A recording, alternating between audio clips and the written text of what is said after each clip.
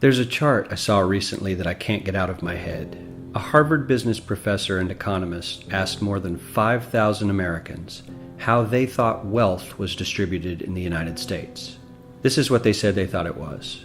Dividing the country into 5 rough groups of the top, bottom, and middle 3 20% groups, they asked people how they thought the wealth in this country was divided.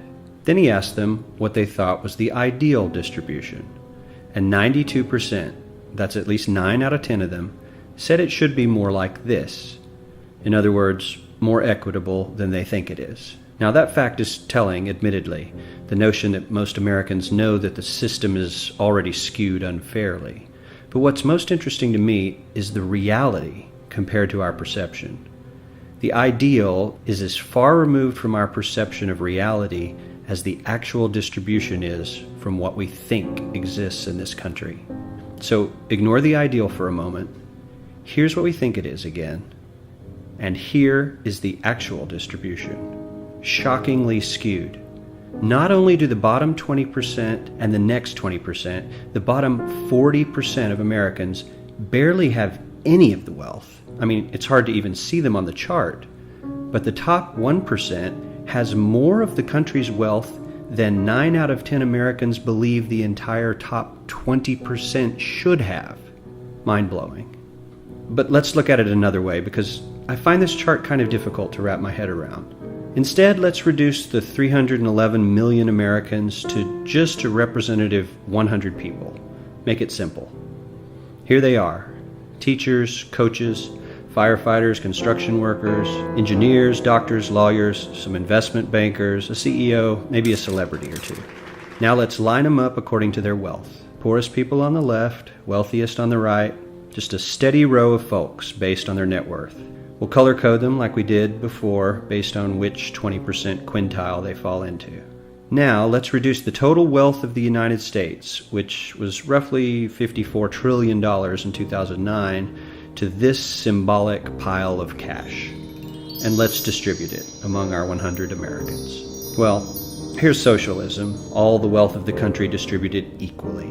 We all know that won't work. We need to encourage people to work and work hard to achieve that good old American dream and keep our country moving forward. So, here's that ideal we asked everyone about. Something like this curve. This isn't too bad. We've got some incentive, as the wealthiest folks are now about 10 to 20 times better off than the poorest Americans. But hey, even the poor folks aren't actually poor, since the poverty line has stayed almost entirely off the chart. We have a super healthy middle class with a smooth transition into wealth. And yes, Republicans and Democrats alike chose this curve. 9 out of 10 people, 92%, said this was a nice, ideal distribution of America's wealth. But let's move on. This is what people think America's wealth distribution actually looks like. Not as equitable, clearly, but for me, even this still looks pretty great. Yes, the poorest 20 to 30% are starting to suffer quite a lot compared to the ideal, and the middle class is certainly struggling more than they were, while the rich and wealthy are making roughly 100 times that of the poorest Americans, and about 10 times that of the still healthy middle class. Sadly, this isn't even close to the reality. Here is the actual distribution of wealth in America. The poorest Americans don't even register. They're down to pocket change, and the middle class is barely distinguishable from the poor. In fact, even the rich between the top 10 and 20 percentile are worse off. Only the top 10% are better off. And how much better off? So much better off that the top 2 to 5% are actually off the chart at this scale. And the top 1%, this guy, well, his stack of money stretches 10 times higher than we can show. Here's his stack of cash, restacked, all by itself. This is the top 1% we've been hearing so much about.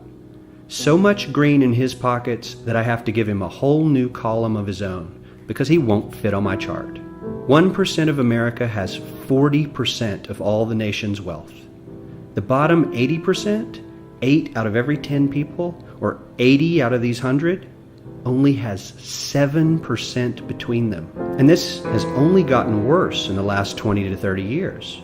While the richest 1% take home almost a quarter of the national income today, in 1976 they took home only 9%, meaning their share of income has nearly tripled in the last 30 years. The top 1% own half the country's stocks, bonds, and mutual funds. The bottom 50% of Americans own only 0.5% of these investments, which means they aren't investing. They're just scraping by. I'm sure many of these wealthy people have worked very hard for their money, but do you really believe that the CEO is working 380 times harder than his average employee? Not his lowest paid employee, not the janitor, but the average earner in his company. The average worker needs to work more than a month to earn what the CEO makes in 1 hour. We certainly don't have to go all the way to socialism to find something that is fair for hardworking Americans. We don't even have to achieve what most of us consider might be ideal. All we need to do is wake up and realize that the reality in this country is not at all what we think it is.